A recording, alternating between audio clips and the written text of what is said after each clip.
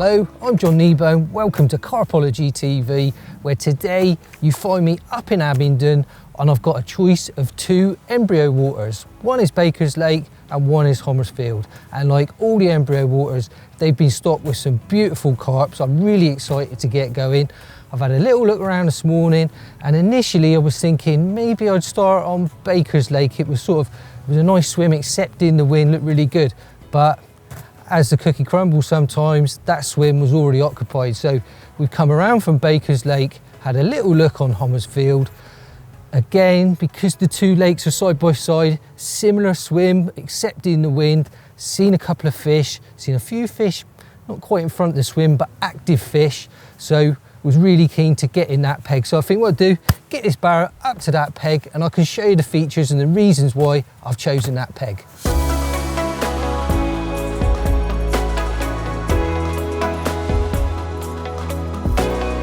Okay, well, straight away looking out into this swim, we've got the wind pumping in here, hitting me in the face.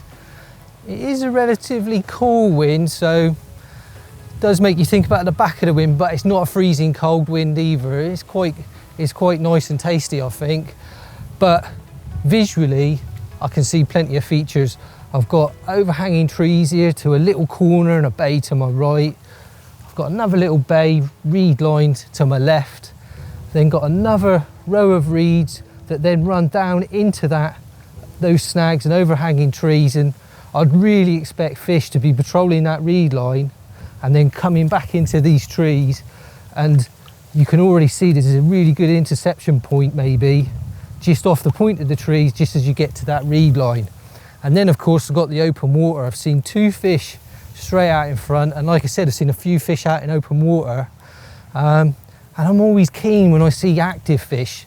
You know, if you see fish not quite in your water, that's better than not seeing any fish at all, because that means they're swimming around, and fish that are swimming around at some point will need to feed, replace that energy. So you know that you can at least start with a little bit of bait to try and get those fish in. Talking of bait, we're going to be doing a giveaway in this video, so make sure you watch to the end of the video for details on how you can enter, because we're going to give you the chance to win 3 kilos of high impact fruity tuna boilies, 3 kilos of the Choco high impact boilies, all the hook baits, all the liquids that go with that, along with a CARPology goodie bag and a 6-month subscription to the magazine. And to make that even better, I'm going to be doing a bit of a vlog on the Mainline Bait channel, and you'll have a chance over there to win exactly the same prize. So 2 channels, 2 prizes, you can't get much better than that.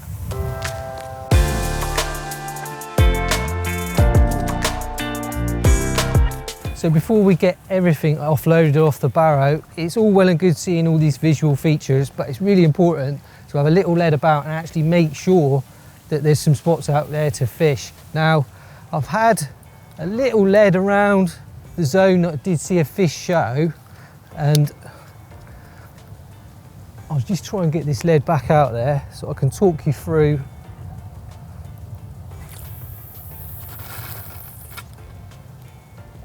Donk. Now, initially, that lead goes down with a lovely donk, and you could say I found another feature, I found a clear spot, but there's one feature missing that I was expecting to find.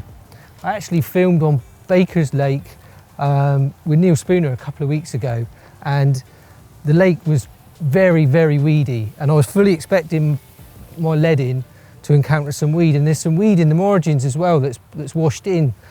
But as yet, I've not actually found any weed, and some of you watching this might be thinking, well, brilliant, you know, like to fish a lake free from weed, but really, if you find the weed, you'll find the fish. It is an absolute carp magnet, and it doesn't matter.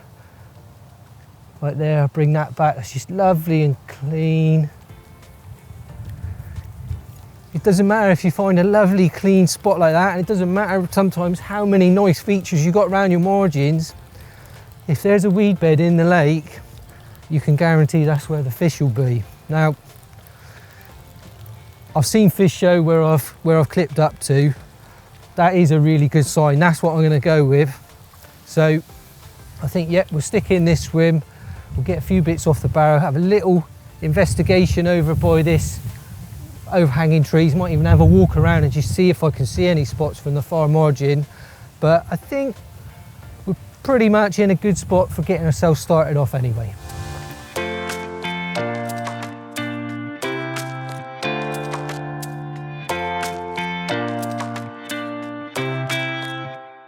Okay, having seen a few fish show in the swim, I've just put out a couple of solid PVA bags that I had ready prepared at home, just in case I wanted to get out quickly, try and get a quick bite. Now, while they're out and we see how we get on, I'm going to start putting my spod mix together to get a little bit of bait out later on. Now, I've started off with some of the house pellets, if you like. These are the pellets that the fish were fed on when the waters were first stocked, and now they're available to the syndicate members to use and keep going in. So the fish recognise these. I'd be silly not to put some in. So that's the first thing that's in the mix. Now, the reason the mix is going to be pellet heavy is there's no particles allowed on this water. So you're going to have like a boilie pellet focused mix that way. So we've got those house pellets in, and then I'm going to add another pellet to that, and that's the response pellet. Now, these response pellets, they're like a hidden gem within the range really, because they're actually a flavoured pellet. So they're flavoured to match the boilies within the freezer range, and I'll get to my boilies at the minute, but I'm going to be using some Activate boilies, so I've got some Activate response pellets here. It means they're breaking down quicker than the boilies, but releasing that same food source flavour. And if you're fishing on a budget and you want to bulk your boilies up, response pellets is a really good way to go. So we'll put a few handfuls in there. You can always add a little bit more in a minute. And now we move on to the boilies. Like I said, I've got some freezer baits with me. So I've got the 15mm Activate boilies. I'm going to put some of those in there. Good few handfuls. I want this to be a boilie heavy mix. And then I've got some 10mm cell boilies. So again, because I'm limited to sort of boilies and pellets, I'm trying to give it a bit of a, oh, we're in. No, we're not, it's a liner. Got a bit overexcited there. Big liner on that left-hand rod. Whew. The anticipation is high. Those two rods, they are right on showing fish, so they could literally go any minute. Right, where was I? Boilies. So, got some 10mm boilies, cell boilies, so I'm going to add some of those as well. And I think I was saying before my pulse got racing that what I'm actually trying to do here is add some diversity and variation within my mix of boilies. So now I've got two different flavours, and I've also got two different sizes, 15s and 10mm. Now to that I'm going to add one more boilie, and this is from the high impact range, and it's the choco flavour. Two reasons why I'm adding this. One is as a more of a high attract boilie, I've done really well on this flavour, and it is a favourite of mine. It gives me confidence, just like the Activate in a cell, so that's the first reason it's going in there. The second reason it's going in there is because I do like the Choco attractor so much. If I put a few of these in there, it then gives me a hook bait option to use the wafters, pop-ups, again in this Choco flavour. So I'm going to put a few of those in there. Only a couple of handfuls of these. I want the cell and the Activate to be the two most dominant flavours there in the mix, and I've kind of kept my Activate here to one side, my cell to the side, and my high impact boilies here to the rear, because then what I can do again to just give the mix a little bit of a different dimension is just cut some of those into halves. Now again, it just means that if those fish are coming in and there's lots of different sizes and flavours there's nothing really for them to get overly preoccupied on. and nothing to be too wary of. So we'll chop a few of those up. Now, got a couple stuck. I would ordinarily also get out the crusher and crumb up some of these boilies, but I'm not going to do that today. I've got a very strong wind coming into my face, and because of that, I just wouldn't be confident that every spawn's going to hit the surface and deposit that bait directly around the spot and the area that I want it on. With this heavy wind, it could be drifting quite a way back towards me, and then the danger there is that I encourage fish to feed between my buzzers and my hook baits, and I could be getting lots of liners, a bit like the one that had me jumping up just now. So for the time being, it may change through the session. I'm not going to crush or crumb up any of these baits, just some chopped ones along with the two different sizes. We'll just try that to begin with. Right, got a nice sort of varied mix of bait there. So if I take a handful there, like I've said, we've got some chops, we've got some of the larger pellets that the fish are already used to, we've got some of the response pellets, some hull activate, some hull eye impact, and of course the 10mm in there. Now, to really supercharge the attraction of this mix, I'm now going to add the first of two liquids, and the one that I'm going to add first is the cell activator. Now, this liquid is the liquid that's actually used when making and rolling cell boilies. So it's already the food source attractor that's within those cell baits. So I'm just going to give a light drizzle of that, give it a mix. You just want those baits glazed with that activator,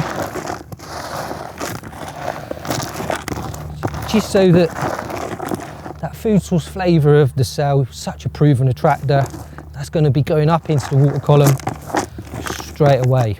Right, we've got a nice glaze on those, and then the next liquid that I'm going to use is a smart liquid. Just can't fish without these liquids now at the minute. So just like we did with the boilies, using a couple of different flavours, I'm going to now use the fish flavour, which should tie in with the activate boilies quite nicely, and I'm going to give that a nice covering. It's difficult to squeeze now, I've got greasy hands with the activator. There we go, we'll get some of that in. Now this is a really good fatty food source attraction, and the way this smart liquid reacts is so unique. It's travelling up through the water column, back down again, up again. It's taking little particles of your mix with it as it does so. So it's really a very advanced element to add to your mix. Now, I had some of the activator at home from where I've been rolling up some cell hook baits, so I've used two liquids. If you've only got one liquid or only got the budget to get one liquid, using one or the other, that'll be fine. I happen to have two liquids at home. It just gives me that bit more attraction. I'm just going to use it. So there we go. That's our final mix now, ready to go. Mix of boilies, mix of pellets, mix of sizes, mix of flavours. I think that way, now that we're only really using boilies and pellets, there's no particles in this. We've had a little bit of diversity to our mix, and that liquid attraction, that's just going to plume up through the water column and hopefully pull these fish in that have been showing over the zone down to the hook baits. Right, I think it's time we get some out.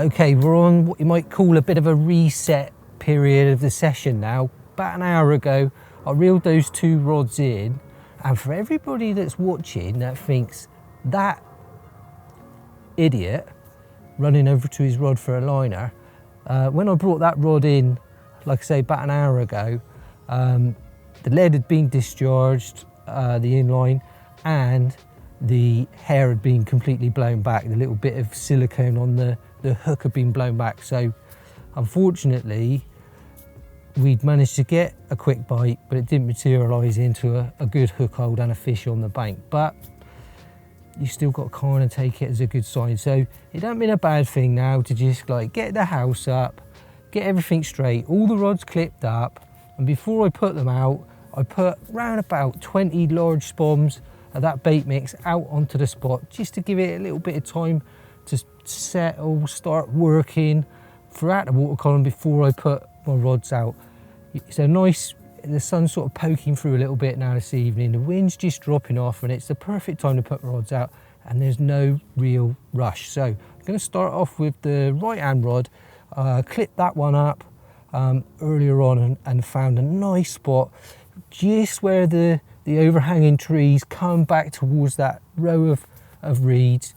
There's a real nice hard spot there, and talking to the bailiff earlier on, he said to me it is one of the money spots in the swim. So it looks like we're onto a good spot there. So I'm just going to put that one together now. I'm going to fish a 15mm balance wafter on that one, and I'm going to use a rig that's in here somewhere, which, if you want to know how to tie, you'll be able to actually find it on the Mainline Bait channel.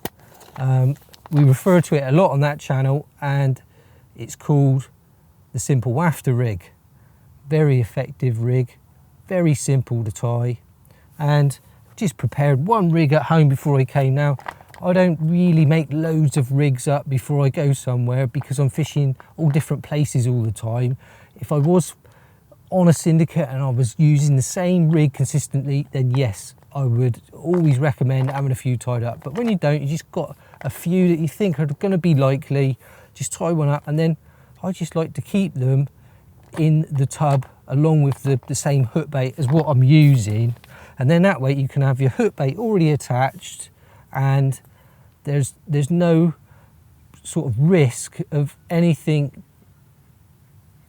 tainting the smell of that hook bait, or you losing the smell of that hook bait a little bit because it's not like within the tub anymore. So we've got a little rig on there, and then what I'm going to do is I've just taken 5 of the active 8-boilies that we're using in a mesh bag. It's got to be 5. 5's my lucky number. Can't be 4, can't be 6. And just as you've already seen a million times before, is just tie one overhand knot to seal off the bag, tie a second one, cut in between the two, and then that way we've got a knot on the end of the mesh ready for the next bag, and we've got a nice little parcel bait there that we can just simply find a nice space between 2 baits. So I'm not going to impale one with the hook, and there we go. That's the Simple Wafter rig, a 15mm choco balance wafter, just going to sit perfectly just off the bottom in amongst those 5 active 8-boilies. The perfect little mouthful. Right, let's get this one out.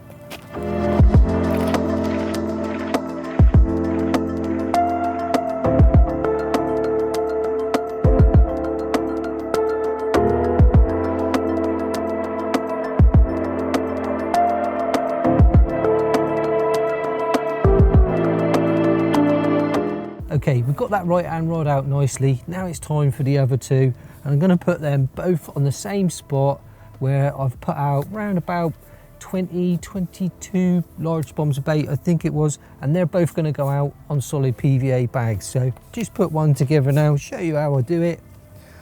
So just take one of the solids.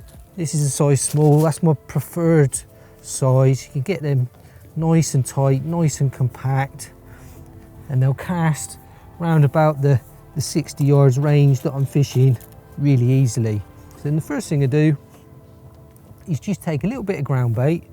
I'm using the Cloud9 ground bait here, which is like a nice sort of fruity one, and just put around about a couple of centimeters maybe in the bottom of the PVA bag, and that's there just so that I can lower in my rig and nestle the hook bait on the ground bait.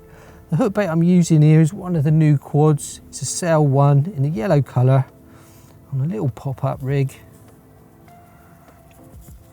And then once I've got that nicely on that ground bait, I lower the lead in as well, take a good grip of the bag, and I can start putting in some of the pellets. Now, using the Spod and PVA pellet mix here, as the name suggests, is perfect for this type of approach. Got several different size pellets in one mix, so they're not only going to break down at different rates, but with the micro size, they're going up to the 4mm size. When we fill the bag, we're going to fill most of those unwanted pockets of air that might give us a bit of a wonky cast. So just put a few of them in. Just put a little more on the top of that lead, and then I'm just going to grip my leader and just raise that up and just tap that down on top of that pellet that I've already put in. So I'm already sort of beginning that process of compacting all the pellets into the bag. A little bit more pellet in there.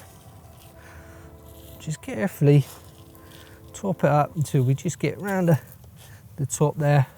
And then just take a good grip. We just got a few taps. Again, we're just trying to expel any air there in the bag, and then just take a good grip at the top of the bag, give it a twist, and then I've got a little piece of PVA tape. Just going to wrap that around a few times, and then it's just a simple case of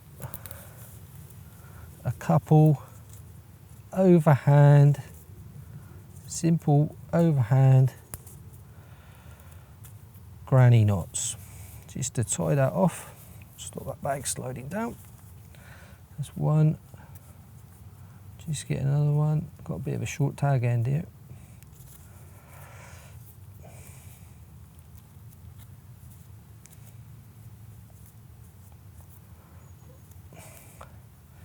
There we go, just two granny knots there now, round that top of that tail rubber.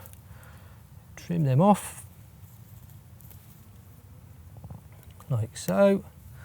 Then I'm just gonna trim off the excess of my bag carefully.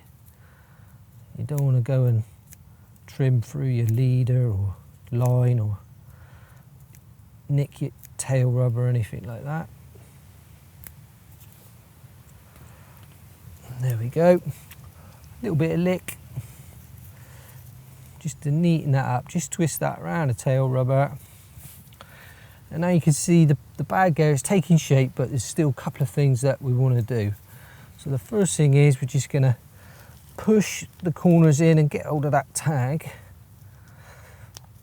And again, lick your finger a little bit and just push that down, stick that corner down, turn it over. Same on the other one.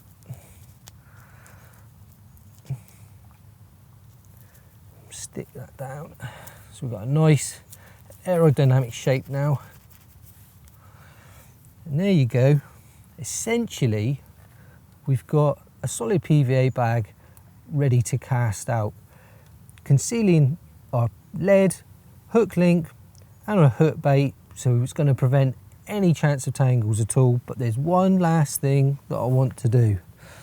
I want to infuse that with some of the Smart liquid. And what I've done here is I've taken a Stanley blade and I've just cut across the top of my bottle just to give myself a sharp edge, and hopefully I can show you this. There's not a lot left in this bottle, so I'm going to have to give it a good squeeze. So we'll just stick that in the side of the bag, and I hope you can see that there. Just give it a squeeze, just a couple of times, because it's also taking the air out of that bag as well. There we go. And what we've done is we've got a nice level of smart liquid within those pellets as well. So now we've supercharged the attraction of the overall presentation with that liquid. It's going to spread along the lake bed, it's going to go up into the water column, and hopefully it's going to get those fish down onto our spot and give us a bite.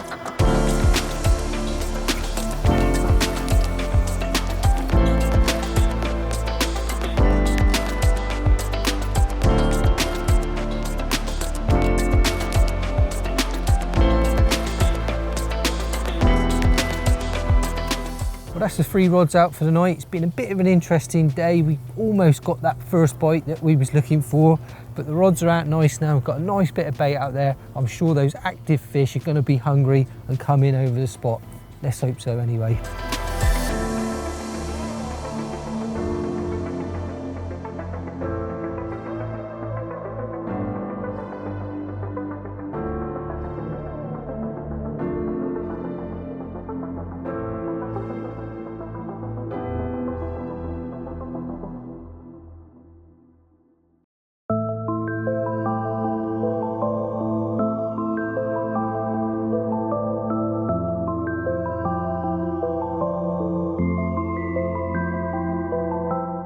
Unfortunately, it's been a bit of a quiet night and a bit of a slow start to the day. I've seen probably half a dozen shows since first light, but they've all been around the wind line, more towards the back of the wind, a couple in the middle, but I have now seen a fish close in on the wind, exactly where we had that quick bite from yesterday. Unfortunately, it didn't materialise to a fish on the bank, but hopefully getting one of the bags out there now might give us the first fish of the trip. So let's get it out there. I've not clipped this up, I'm just going to eyeball it. It's only a really short cast. And I did lead around the area yesterday, so I know it's all clear. As long as we feel it down.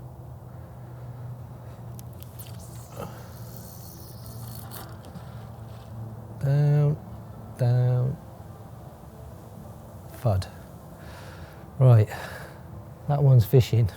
Like I say, let's hope it does us a bite.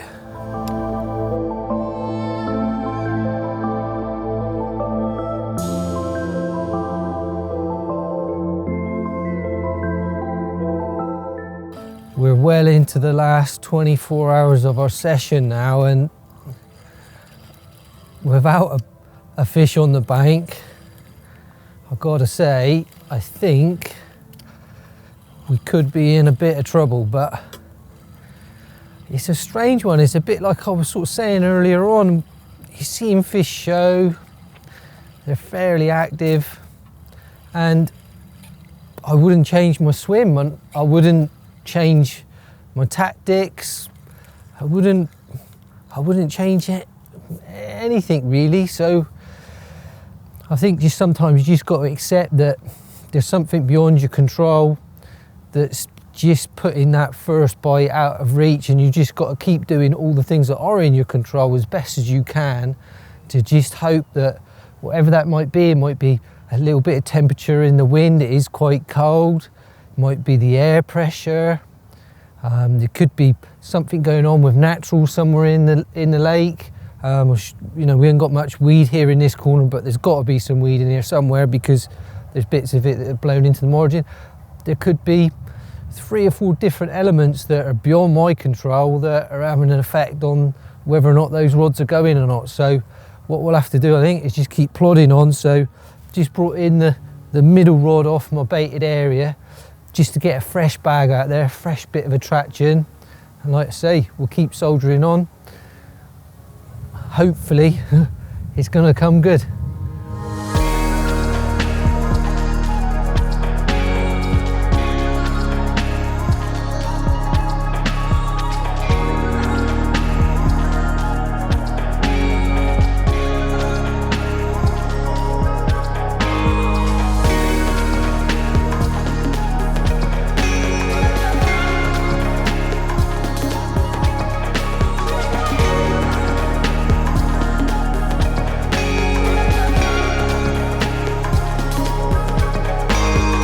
Well, desperate times call for desperate measures. I was sat here sort of semi-sulking really, wondering what was going on, and a few fish had showed a little bit longer, and like I say, desperate times, desperate measures. I turned to the ever faithful Hinge Rig, put a nice bright pineapple wanger on there, and literally did just that, wanged it out there towards the middle as far as I could, towards where those fish are showing, and it hasn't taken long for it to rattle off. And I think this fish got a bit of weed around it, so I'm just gonna concentrate on what I'm doing, because this fish has been well earned.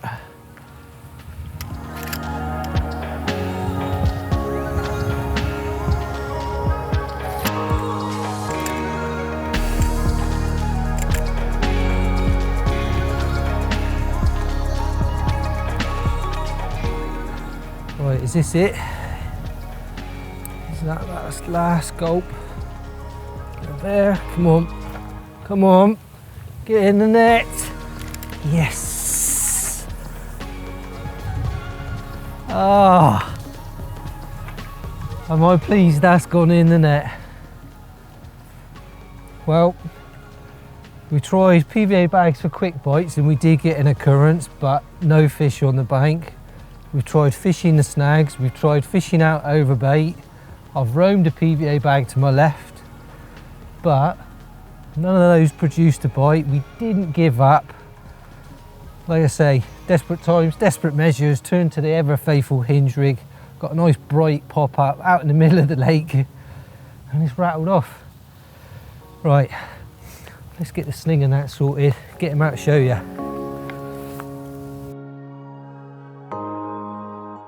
Well, they say the first one on a new venue is always the hardest one, and I think that's been the case here with this one.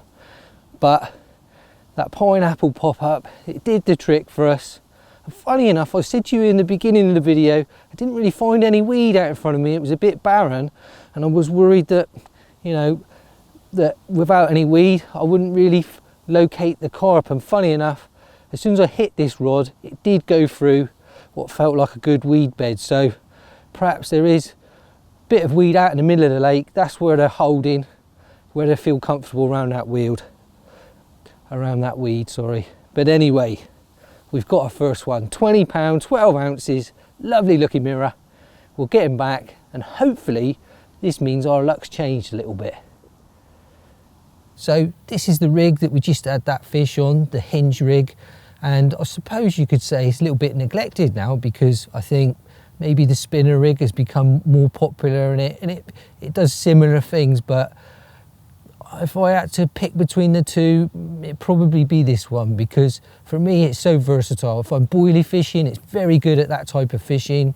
If I'm fishing in a lake where perhaps there's nuisance fish and the rig might be getting picked up and dropped by tench or bream, it'll reset itself every time. So if you're fishing a tricky sort of low stock water, you can put one of these out there, you can leave it out there for a good amount of time, because you know that it'll always be resetting. And one key thing about it is that as soon as the carp's mouth touches that stiff section below the pop-up, that hook will always turn to an aggressive angle, and as soon as the pop-up is blown out, the D curve over the eye of the hook, that ensures that the pop-up is blown out over the eye in a straight line, and that all that can do is put that hook point downward into the bottom lip. So you normally find you're getting really, really good hook holds. Now, I've used some soft fluorocarbon for the boom section.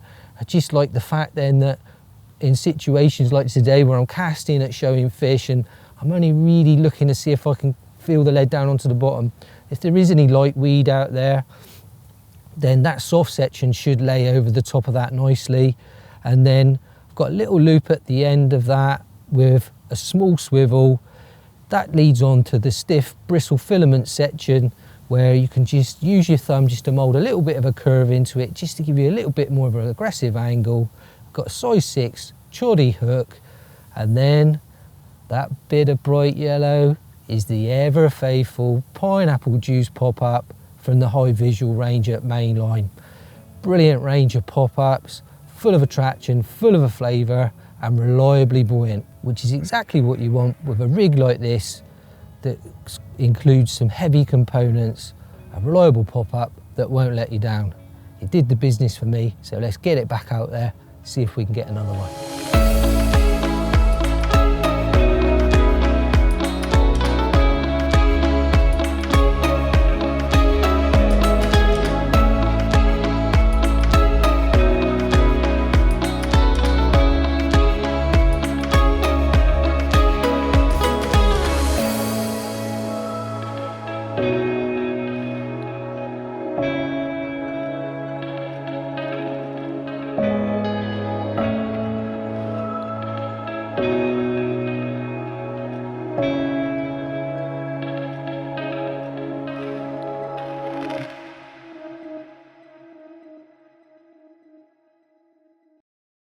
Well, the session's coming to a close now. Last few moments for the rods while I get packed away and head back down to Cornwall. But despite it being a bit of a tricky trip, I've really enjoyed it. So I've got to thank Embryo for letting me come onto the lake and fish 𝘁𝗵𝗶𝗀. With hindsight, I don't think I would have changed the way that I approached the lake. I think we did everything right. We looked for a quick bite earlier on with solid bags, and that did actually give us an opportunity. Baited up nice and accurately on a clear area in the lake. Again, if I turned up to a new venue, that's exactly what I'd be doing, especially with the fish as active as they was. Now, that's not to say I wouldn't do things a little bit differently if I came back to the lake again. We put a single out towards the middle. It generated a bite that fish definitely ran into the biggest weed bed that I've sort of noticed while I've been here. So if I came back again, I would definitely be investigating that central area of the lake with a lead just to find a nice area close to the weed. You find a big weed bed, especially the biggest one in the lake, and it's always the magnet for a good amount of carp. So there you go, some lessons learned, and that's always a good thing to take away from any fishing trip. So now the part you've all been waiting for, and how you can enter our giveaways with your chance to win a load of Mainline boilies and a CARPology subscription and goodie bag. All you need to do is make sure that you subscribe to both the channels and then go to the comments box below and write #CARPology and #Mainline Baits, and that will put you in with a chance of winning this great giveaway. Make sure you also head over to the Mainline Bait's Carp Fishing TV channel to check out my vlog that's also covering this session. And then once you've done all of that, if you've enjoyed these videos, please give them a thumbs up, hit the notification button so you know when new videos are coming out. And if you're not already a subscriber to the channels, then please make sure you hit that subscription button. It'd be massively appreciated. Thanks for watching, and I'll see you in another video.